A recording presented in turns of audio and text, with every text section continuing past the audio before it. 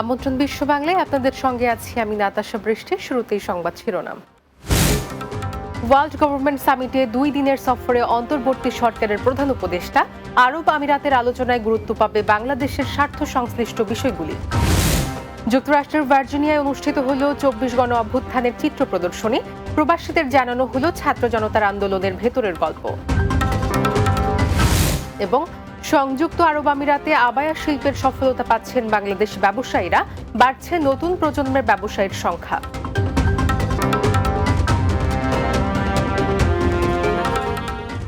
শুনছিলেন শিরোনাম, এবারে বিস্তারিত। ওয়ার্ল্ড গভর্নমেন্ট সামিট 2025 সম্মেলনে যোগ দিতে 2 দিনের সফরে সংযুক্ত আরব আমিরাতের বাণিজ্যিক রাজধানী দুবাইতে রয়েছেন অন্তর্বর্তী সরকারের প্রধান উপদেষ্টা ডক্টর মোহাম্মদ ইউনূস। দুবাই প্রতিনিধি শেখ ফয়সাল সিদ্দিকী ববি জানান, বুধবার আমিরাত সময় রাত 11টায় তিনি দুবাই পৌঁছান। এ সময় আমিরাতের ক্রীড়ামন্ত্রী ডক্টর আহমদ বেলহুল আল ফালাসি প্রধান উপদেষ্টাকে স্বাগত জানান এবং গত 1 দশক ধরে দুবাইতে অনুষ্ঠিত এই মেগা ইভেন্টটি সম্পর্কে অবহিত করেন। পরে দুই দেশের পারস্পরিক স্বার্থ সংশ্লিষ্ট বিষয়গুলি নিয়েও বৈঠক করেন তারা। বৈঠকে পররাষ্ট্র উপদেষ্টা মোহাম্মদ তৌহিদ হোসেন, সংযুক্ত আরব আমিরাতে বাংলাদেশের রাষ্ট্রদূত তারেক আহমেদ এবং ঢাকায় নিযুক্ত সংযুক্ত আরব আমিরাতের রাষ্ট্রদূত আব্দুল্লাহ আলী আব্দুল্লাহ খাসিফ আল হামৌদি উপস্থিত ছিলেন। 24 গণ অভ্যুত্থানের শহীদ সহ সকল শহীদদের স্মরণে যুক্তরাষ্ট্রের ভার্জিনিয়ায় সাংস্কৃতিক অনুষ্ঠান ও চিত্র প্রদর্শনী অনুষ্ঠিত হয়েছে। এতে তুলে ধরা হয় যাত্রাবাড়ি ম্যাসাকার সহ বৈষম্য বিরোধী ছাত্র আন্দোলনে চালানো বিগত সরকারের নৃশংস হত্যাকাণ্ডের দৃশ্য। এ সময় বৈষম্যহীন আধুনিক বাংলাদেশ বিনির্মাণের অঙ্গীকার করে প্রবাসীরা বলেন, জুলাই অভ্যুত্থান শুধু একটি প্রতিবাদ নয়, এটি প্রমাণ করেছে নিপীড়নের বিরুদ্ধে লড়াই কখনো থেমে যায় না। প্রতিনিধির পাঠানো তথ্যচিত্রে সর্দার রাজীবের প্রতিবেদন। যুক্তরাষ্ট্রে অনুষ্ঠিত হয়েছে ব্যতিক্রমী আয়োজন 52 থেকে 24। মহান ভাষা আন্দোলন থেকে শুরু করে 2024-এর গণ অভ্যুত্থান সহ বাংলাদেশের ইতিহাসের গুরুত্বপূর্ণ অধ্যায়গুলো ছিল এই স্মরণের মূল উপজীব্য। ভার্জিনিয়ার ফার্ম ভিজিটর পার্কে আয়োজিত এই অনুষ্ঠানে তুলে ধরা হয় দেশের ইতিহাস ঐতিহ্যের অনন্য নিদর্শন। জাতীয় সঙ্গীত পরিবেশনের মাধ্যমে শুরু হওয়া এই আয়োজনের মূল আলোচনায় অংশ নেন সুলতানা নাসিরা খান, হিরণ চৌধুরী, রুনা হক ও মারুফ রহমান। এ সময় 2024 সালের আন্দোলনকে বাংলাদেশের গণতন্ত্র পুনরুদ্ধারের এক মাইলফলক হিসেবে উল্লেখ করে বক্তারা বলেন, এই অভ্যুত্থান মানুষকে নতুনভাবে তার অধিকার আদায়ের আশা জাগিয়েছে। পরে ধ্রুপদ সাংস্কৃতিক সংগঠনের দলীয় নৃত্য সহ দেশাত্মবোধক গান পরিবেশন করেন অপর্ণা মিত্র সহ অনেকে। এ সময় তাদের নৃত্যে উঠে আসা বাঙালির সংগ্রামের চিত্রে আবেগ আপ্লুত হয়ে পড়েন দর্শকেরাও। অবসরপ্রাপ্ত মেজর সাফায়েত আহমেদ ও আনোয়ার ইকবালের পরিচালনায় এতে সার্বিক ব্যবস্থাপনায় ছিলেন ফারজানা কিলারা। এছাড়াও অনুষ্ঠানের সহযোগিতা করেন লিনিয়া নাজমি নন্দিনী, আনোয়ার হোসেন সুমন ও অনুফ রায়হান সহ প্রবাসীদের অনেকে। বিশ্ববিদ্যালয়ের আইন অনুষদে Sardar Rajib, Bangla TV, news desk. অস্ট্রেলিয়ায় সিডনি বিশ্ববিদ্যালয়ে প্রায় 800 কোটি টাকা অনুদান দিয়েছেন বাংলাদেশি বংশোদ্ভূত উদ্যোক্তা রবিন খুদা। সম্প্রতি বিশ্ববিদ্যালয়টির ওয়েবসাইটে এ তথ্য জানানো হয়েছে। অস্ট্রেলিয়ায় সিডনি বিশ্ববিদ্যালয়ের ওয়েবসাইটে বলা হয়েছে, অনুদানের এই অর্থ বিশ্ববিদ্যালয়টির বিজ্ঞান, প্রযুক্তি, প্রকৌশল ও গণিত বিষয়ে অধ্যয়নরত পিছিয়ে পড়া নারী শিক্ষার্থীদের জন্য 20 বছর মেয়াদী ব্যয় করা হবে। এ বিষয়ে রবিন খুদা জানিয়েছেন, এই বিশ্ববিদ্যালয়ের প্রাতিষ্ঠানিক শিক্ষা অসাধারণ। তারা চমৎকার গবেষণা প্রকল্প নিয়ে কাজ করেন, তাই নারীদের প্রযুক্তি দক্ষতা উন্নয়নে খুদা ফ্যামিলি ফাউন্ডেশন কাজ করবে। রবিন খুদার বাড়ি সিরাজগঞ্জ। তিনি অস্ট্রেলিয়ার পাশাপাশি যুক্তরাষ্ট্র ও যুক্তরাজ্যে বাণিজ্য ও হিসাব বিজ্ঞান নিয়ে পড়াশোনা করেছেন।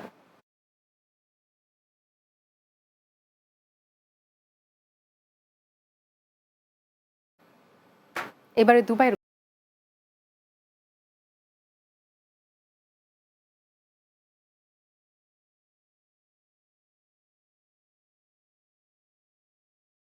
সংযুক্ত আরব আমিরাতে আবায়া শিল্পের মাধ্যমে সফলতা পেয়েছেন অনেক প্রবাসী বাংলাদেশি ব্যবসায়ী। অনেকে আবার তাদের পরবর্তী প্রজন্মের হাতেও তুলে দিচ্ছেন জনপ্রিয় এ ব্যবসাটির দায়িত্বভার। আর তাদেরই একজন প্রবাসী শহীদুল ইসলাম খোকন। 2 দশক ধরে আবায়ার ব্যবসার সাথে জড়িত এই বাংলাদেশের প্রতিষ্ঠানটি বর্তমানে পরিচালনা করছেন ছেলে সাইদুর রহমান নয়ন। দুবাই প্রতিনিধি শেখ ফয়সাল সিদ্দিকী ববের তথ্যচিত্রে মাহমুদ রুবেলের প্রতিবেদন। সংযুক্ত আরব আমিরাতের আজমান প্রদেশের অন্যতম আবায়া ব্যবসায়ী শহীদুল ইসলাম খোকন প্রায় 2 দশক ধরে জড়িত রয়েছেন আবায়া শিল্পের সাথে। বর্তমানে আজমানের আল ওয়াহা শপিং সেন্টারে 2টি এবং আজমান গোল্ড সুক এ একটি আবায়ার দোকান রয়েছে শহীদুল ইসলামের। এছাড়াও একটি আবায়া তৈরির কারখানাও রয়েছে তাদের। বর্তমানে তার প্রতিষ্ঠানগুলো সুনামের সাথে পরিচালনা করছেন ছেলে সাইদুর রহমান নয়ন। আমার নাম হচ্ছে সাইদুর রহমান নয়ন। আমার আব্বু নাম হচ্ছে শহীদুল ইসলাম খোকন। তিনি এখানে দীর্ঘ 20 বছর যাবত এখানে সংযুক্ত আরব আমিরাতে। আমাদের প্রতিষ্ঠানে আলহামদুলিল্লাহ 3টা আছে, একটি ফ্যাক্টরি আছে, একটা আছে এখানে আসমান আল ওয়াহা শপিং সেন্টারে, আর একটা সেম এই প্রতিষ্ঠানে উপরে আরেকটা আছে। আর আমার আব্বুর আরেকটা প্রতিষ্ঠান আছে যেটা কিনা আসমান গোল্ড সুক ব্যবসা প্রতিষ্ঠানে ইনশাল্লাহ আমিও পরিচালনা করতেছি দীর্ঘ কয়েক বছর ধরে। আমার আব্বু এখানে এনেছেন, আমার ফ্যামিলিও এখানে আছে। আর এখানে আমার আব্বুর ফ্যাক্টরি আছে, প্রায় 25 থেকে 30 জন মানুষ এখানে কাজকর্ম করেন এখানে। স্থানীয় মহিলাদের চাহিদা অনুযায়ী নিজস্ব কারখানায় তৈরি আবায়া আমিরাতের বিভিন্ন প্রদেশে সরবরাহ করার পাশাপাশি অন্যান্য দেশীয়দের কাছেও বিক্রয় করছেন তরুণ এই ব্যবসায়ী। যত রকমের ডিজাইন আছে এখানে সব ডিজাইন আমরা এখানে বানায় দিতে পারি। ইমারাতের লোকাল মেয়েরা যেগুলো বলেন যেরকম ডিজাইন চাই ওইরকম আমরা বানাই দিই ইনশাল্লাহ। আমরা সব জায়গায় ধরেন ওমান আছে, সৌদি আরব আছে, আরও অনেক আছে, সোমালিয়া আছে কাস্টমার এখানে। সব জায়গায় আমরা বোরকা ডেলিভারি করে থাকি। সুনামের সাথে এই ব্যবসা পরিচালনার পাশাপাশি প্রায় অর্ধশত বাংলাদেশের কর্মসংস্থানের ব্যবস্থাও করেছেন তরুণ এই রেমিটেন্স যোদ্ধা। Mahmud Rubel, Bangla TV, news desk. বিশ্ব বাংলায় নিচ্ছি বিরতি, ফিরে এসে অন্যান্য সংবাদের সঙ্গে আরো যা থাকছে। ইউরোপ ও বাংলাদেশ বাণিজ্যিক সহযোগিতা বৃদ্ধির উদ্যোগ, এবিএফসিআই এর আলোচনা সভা অনুষ্ঠিত।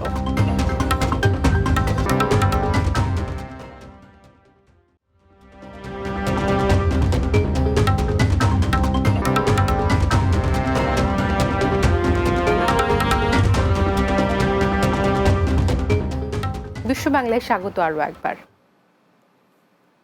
Europe Bangladesh federation of commerce and industry EBFCI এর আলোচনা সভা অনুষ্ঠিত হয়েছে।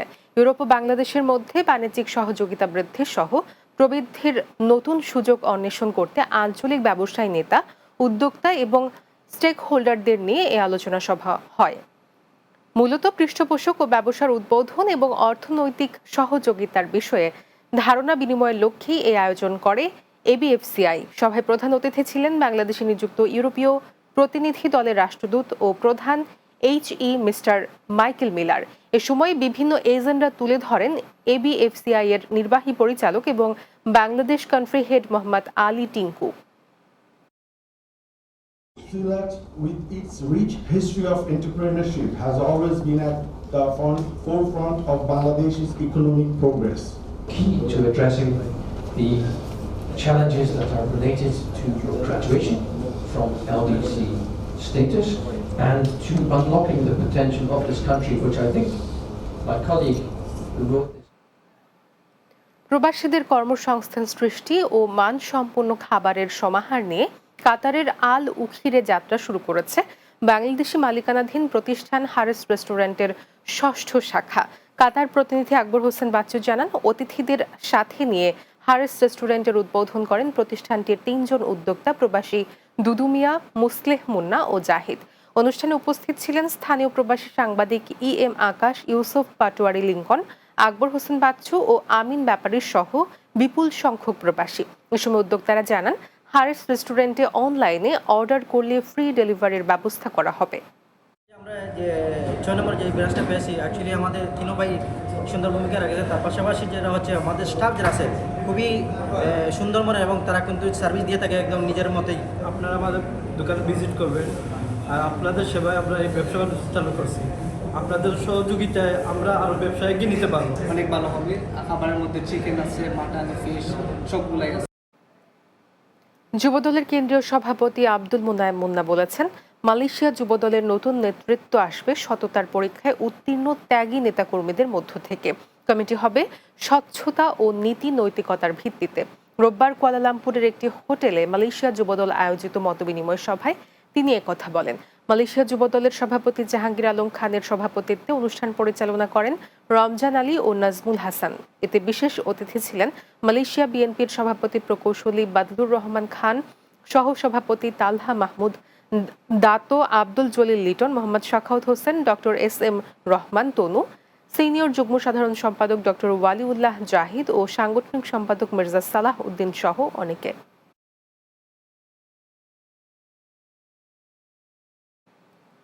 শেষ করব বিশ্ব বাংলা, যাওয়ার আগে শিরোনামগুলো জানিয়ে দিচ্ছি আরও একবার।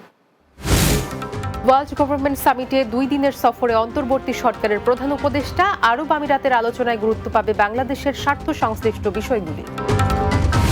যুক্তরাষ্ট্রের ভার্জিনিয়ায় অনুষ্ঠিত হল 24 গণ অভ্যুত্থানের চিত্র প্রদর্শনী। প্রবাসীদের জানানো হলো ছাত্র জনতার আন্দোলনের ভেতরের গল্প।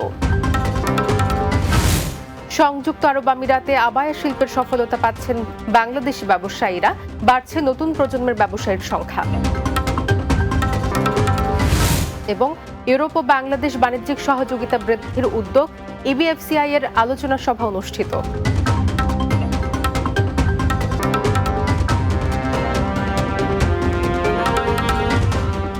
এই ছিল বিশ্ব বাংলায়। এতক্ষণ সঙ্গে থাকার জন্য ধন্যবাদ সবাইকে।